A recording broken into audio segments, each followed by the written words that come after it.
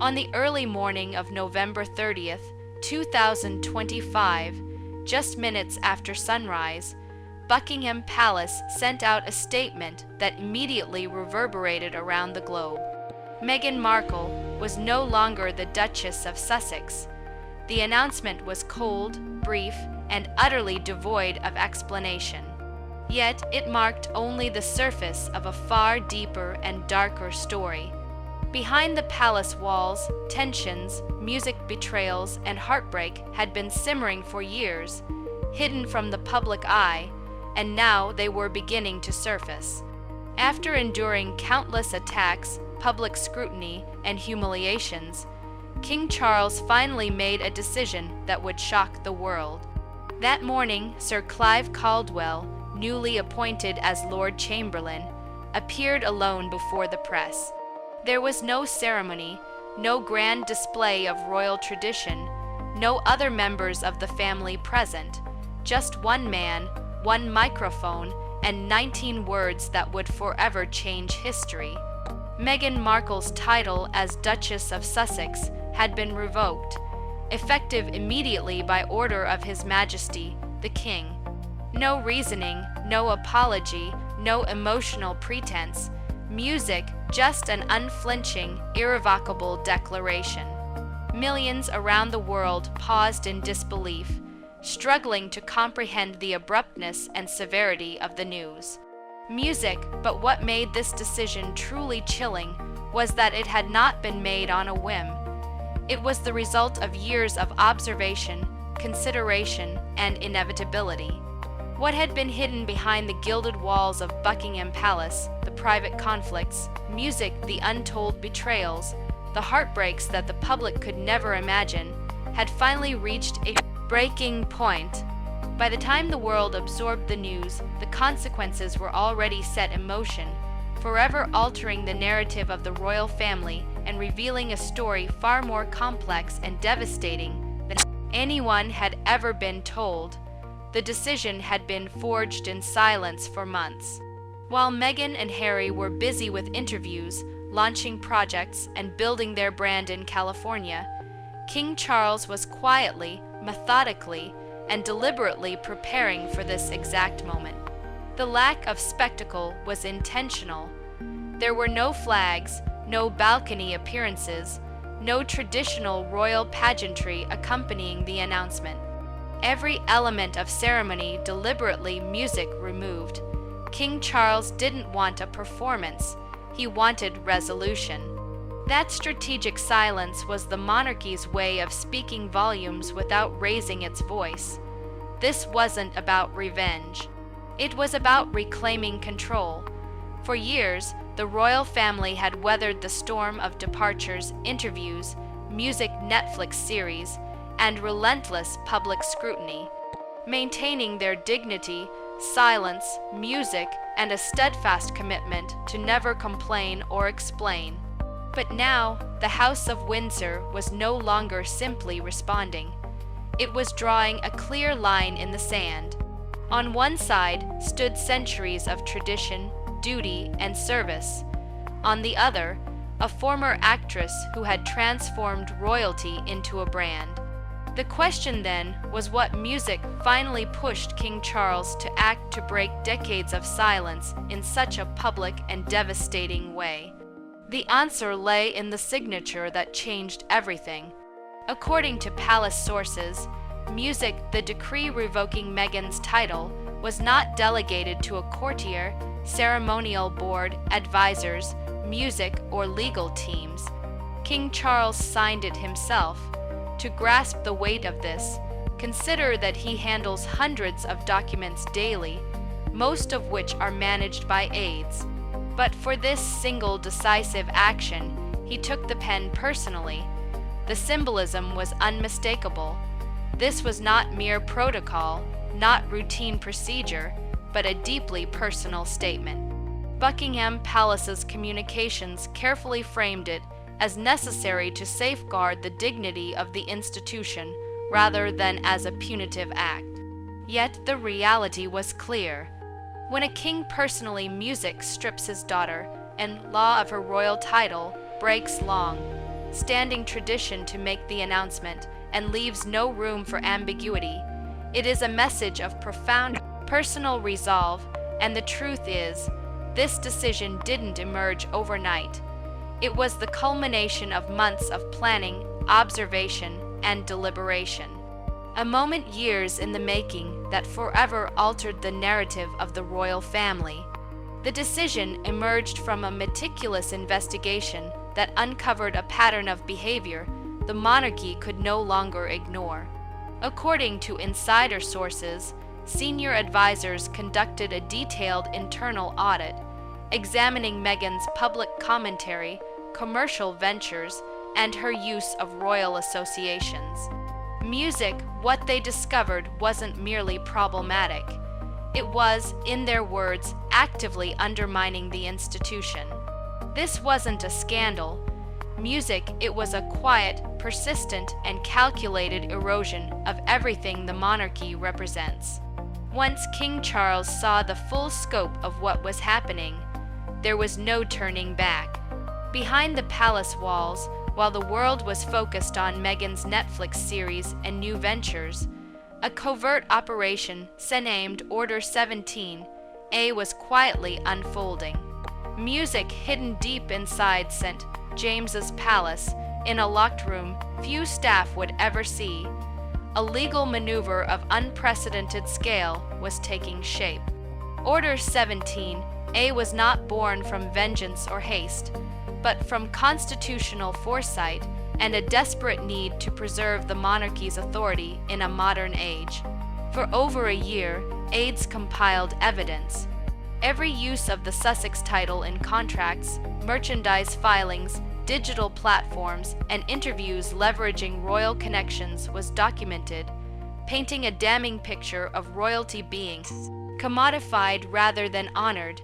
At the center of it all was Lady Margaret Asham, a formidable legal mind and archivist of the crown, whose cold clinical approach left no room for sentiment. Music, working alongside Princess Anne, who had long warned of these risks, they formed a clandestine committee charged with redefining the boundaries of royal legitimacy. The meetings, the late-night strategy sessions, and the weight of knowing they were creating a document that could fundamentally alter the monarchy's operation all culminated in Order 17A. Revolutionary legal framework designed to safeguard centuries of tradition while addressing modern threats to the crown's integrity. Order 17A included sweeping provisions, new protocols for reviewing royal titles every 5 years, music restrictions on commercial use of royal associations, and a digital sovereignty clause preventing former royals from monetizing royal-derived terms without formal approval. This was about far more than Meghan Markle. It was a carefully constructed firewall designed to protect the crown from anyone who might weaponize a royal title for personal gain. The final draft was completed in September 2025, just 2 months before the public announcement, and even Catherine, Music Princess of Wales, weighed in. Though not a formal signatory, Catherine reportedly influenced the tone, urging the architects to remain firm, but not vindictive, dignified rather than defensive. The goal was surgical justice, not emotional revenge. The final trigger, however, came in the form of a confidential pitch for a new docuseries titled Behind the Crown, which allegedly included scripted reenactments of royal life with dramatized portrayals of living family members. The proposal reached the palace through leaks, bypassing formal channels, and was considered the final straw of the so-called Queen's prophecy. Music, incredibly, Queen Elizabeth had anticipated this storm long before Charles took action or Order 17A even existed. In her final, handwritten notes to her son, she warned, "Be careful of legacy being traded for spectacle," reflecting her music deep understanding of the pressures Harry and Meghan would face. Sources close to the late Queen say she recognized that this situation was unlike previous royal crises. Music Meghan wasn't merely resisting tradition. She was reframing it, rewriting it, music, and marketing the rewrite to the world. After Harry and Meghan's departure in 2020, Elizabeth corresponded frequently with Charles through trusted aides, offering reflections and warnings rather than directives. One note music cautioned, "What one turns into contempt, one no longer honors. Do not confuse silence with surrender." Another, following the opera interview, bluntly stated, "They will call it bravery, but we know bravery when we see it." King Charles, reading these music words, understood that his mother had foreseen the threat, yet protocol constrained her ability to act. After the Netflix special aired, Elizabeth took what many consider her most decisive step, setting in motion a chain of events that would lead directly to the irrevocable action taken in November 2022. Just months before her death, Queen Elizabeth Music drafted a final memorandum addressed solely to Charles. While its contents were never released publicly, Music, those who glimpsed it described it as deeply personal yet strategically pointed, reportedly giving Charles her full blessing to take whatever action was necessary to protect the future of the crown, even if it meant severing ties once thought unthinkable. According to a longtime lady-in-waiting, Elizabeth watched parts of the Netflix footage alone and murmured words that would haunt Charles for years. "Mocking the fabric of tradition isn't brave, it's ignorant." That moment stayed with him not as anger but grief, and it began shaping his own resolve. Music, the Queen never ordered immediate action, believing the weight of the monarchy required patience, not panic, advising Charles to act when it's time, not when it's loud. When she passed later that year, her guidance lingered, becoming Charles's compass. His assurance that he was not merely reacting, but fulfilling a legacy. The situation escalated irreversibly with the release of the Netflix series. While the palace initially maintained dignified silence, insiders described the footage as nothing less than emotional warfare in 4K. From the first scene, it was clear this wasn't a documentary seeking understanding. It was a dismantling of the monarchy on an unprecedented global stage. One moment, Music in particular reportedly struck Elizabeth harder than any political scandal. Meghan theatrically demonstrating the curtsy she gave the Queen and then laughing. A sacred gesture of centuries of tradition turned into a spectacle for millions worldwide, but for King Charles, the deeper shock was strategic. This series wasn't grief or spontaneous emotion. It was meticulously structured with 6 episodes of carefully timed story arcs, emotionally charged editing, and cliffhanger accusations designed to spark outrage rather than foster understanding. The program allegedly used royal emblems, private family footage, and even references to confidential protocols without approval, with the Sussex crest appearing throughout. While legal debates swirled over potential violations, Music Charles saw something far more damning: a betrayal of trust. Public opinion was split, mixed reactions in the UK, warmer reception in the US, but inside Buckingham Palace, the feeling was unambiguous. They called it betrayal. According to those closest to him, Charles was shaken to his core by the Netflix special, describing it in private as emotional warfare, because that's exactly how it felt. Music, these weren't just painful revelations. They were calculated attacks arriving after months of ignored letters, rejected music visits, and failed diplomatic efforts to reconnect. The door didn't close with a bang. It creaked shut slowly, painfully, music and deliberately. But what makes this even more heartbreaking is that King Charles didn't immediately move to revoke Meghan's title. He tried.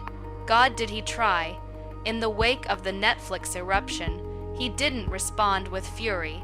He reached for reconciliation, still believing, perhaps naively, that a bond of blood and shared memory could be salvaged. He wrote personal letters to Harry, no royal headers, no seal, just a father speaking to his son. Weeks passed with no reply. He tried again with a phone call only to reach voicemail. He asked aides to deliver an invitation for a quiet weekend at Sandringham. No press, no protocols, music, no obligations, just family. Even that was met with silence. Imagine being a father, music, extending your hand again and again only to receive emptiness in return. When a response finally came, it wasn't Harry's voice, but a solicitor's letter from California, detached, clinical, full of legal jargon about intellectual property and reputational concerns. What it didn't contain, not once, was Harry's name. No apology, no attempt at reunion, no acknowledgement of the son who had once shared every storm of childhood. In that void, Charles felt something deeper than anger, the final flicker of hope die. Within the palace, silence music was not interpreted as peace. It was read as posture. Meghan's strategic distance, her layers of legal intermediaries, and her refusal to engage directly spoke louder than words. She wasn't merely absent, she was fortified. Charles was reportedly emotionally wrecked. Music, his grief raw and exhausted rather than theatrical. Even Princess and urged him, "If you don't act now, it will be too late." While Prince Edward warned that a crisis of image had become a crisis of precedent. The longer the monarchy allowed itself to be manipulated from abroad, the more it risked surrendering its authority, dignity, and future. Music, the breaking point, came with a formal notice from Meghan's attorneys, detailing alleged financial damages linked to anticipated changes in title usage. Music, it wasn't the content that struck Charles, it was what it represented. There was no mention of Harry, no appeal for understanding, only the cold calculus of brand equity. The monarchy had extended its hand. It received a bill in return. Charles realized he was no longer dealing with a daughter-in-law. He was dealing with a brand, a commodification of royalty.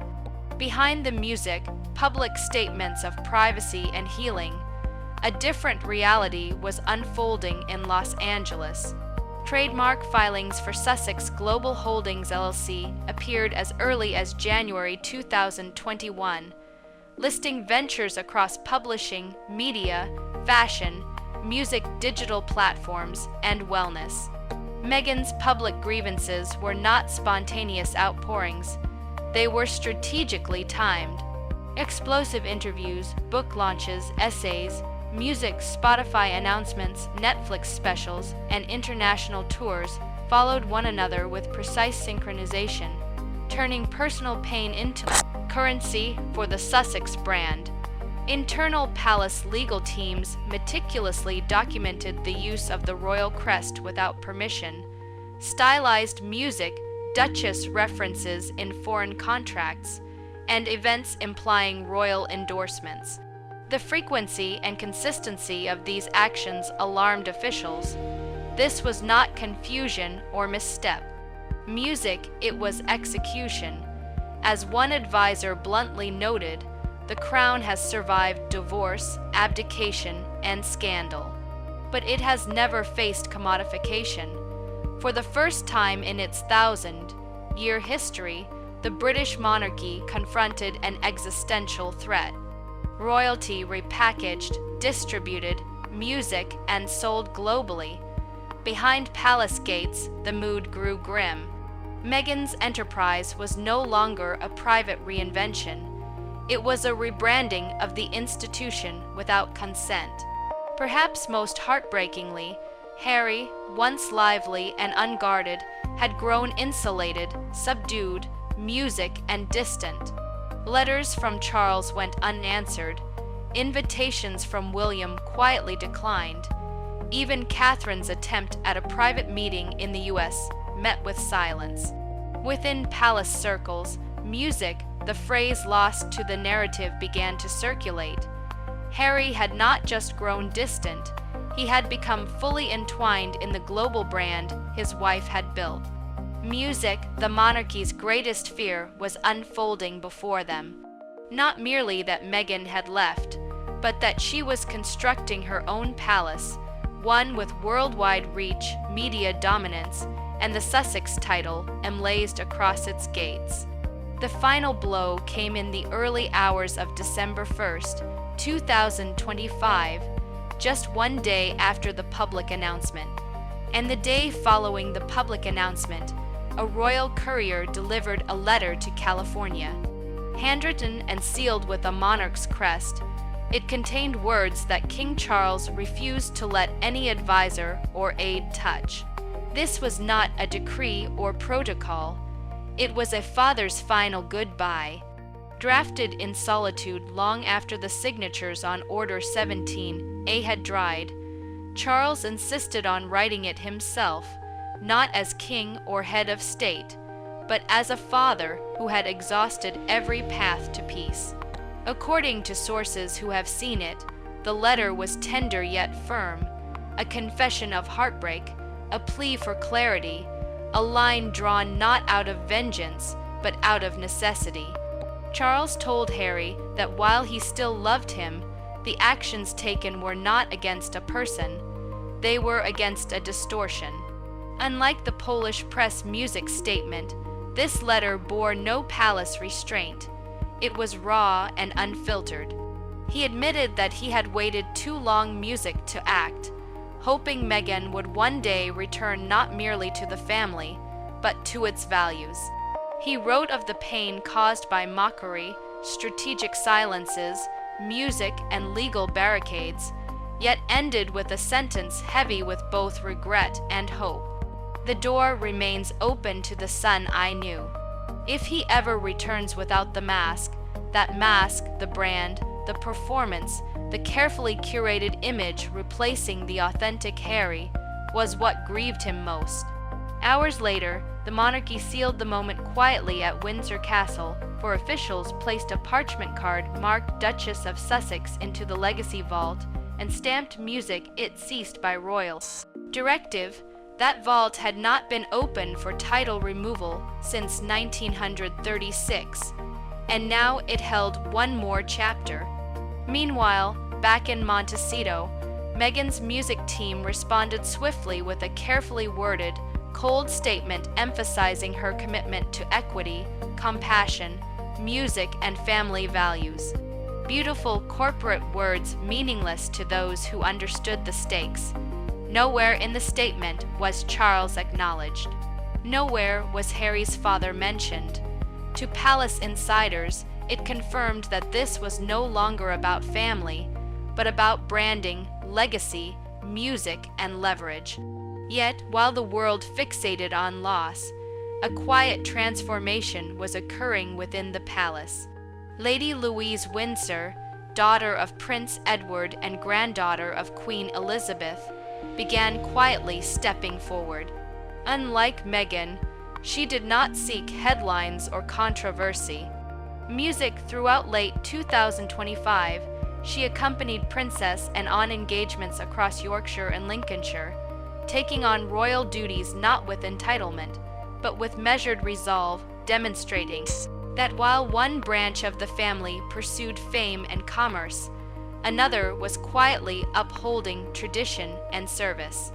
Though the public, Lady Louise Windsor's quiet emergence felt like the return of something long lost, humility, reverence, and authentic service. Princess and had reportedly handpicked Louise as part of a long-term strategy. Music, understanding that for the monarchy to survive in the digital age, it needed more than tradition. It required continuity, authenticity, and loyalty beyond the lure of influence. Discussions within the Royal Advisory Council, even considered restoring a title once promised, but never fully granted the Duchess of Edinburgh. Bestowing it upon Louise would send a clear signal. The future of the monarchy would be shaped by duty and service, not celebrity or spectacle. Public response was swift. Polling indicated a surge of approval for Lady Louise, with many calling her the royal they wished they had known earlier. Where Meghan offered drama and branding, Louise offered silence and steadfastness, and in that contrast, the monarchy began reclaiming its narrative. Catherine, Princess of Wales, remained silent publicly, but was seen wearing the Prince of Wales brooch at a children's charity event the very next day, a quiet emblem of resilience. William, when asked privately, said something that cut deep. "This isn't about who we love, it's about what we protect." Princess and returned to duty the following morning with no comment, no pause, only presence. Music, the truth is clear. King Charles did not act out of anger or vengeance, but out of necessity. After years of attempts, months of investigation, and every exhausted effort at reconciliation, his actions drew a decisive line between serving the institution and exploiting it. The monarchy survived this crisis not through spectacle, music, but through something far more powerful: consistency, presence, and duty. While Meghan may have lost her title, music, the deeper question remains. What did she truly lose, and what did she ever truly possess? Titles can be revoked, but integrity, character, and genuine commitment to something greater than oneself cannot be granted or taken by decree. Music. In the days following the announcement, the palace established the Windsor Integrity Office to monitor title usage, brand affiliations, and public narratives, signaling a new chapter where tradition would be actively defended. Music. As King Charles looked over the frost-covered gardens of Highgrove, witnesses say he did not speak of victory or vindication. Instead, he whispered something simpler, more profound, a vow to restore what was lost and safeguard what remained. The monarchy had spoken, and this time music, it would not be silenced.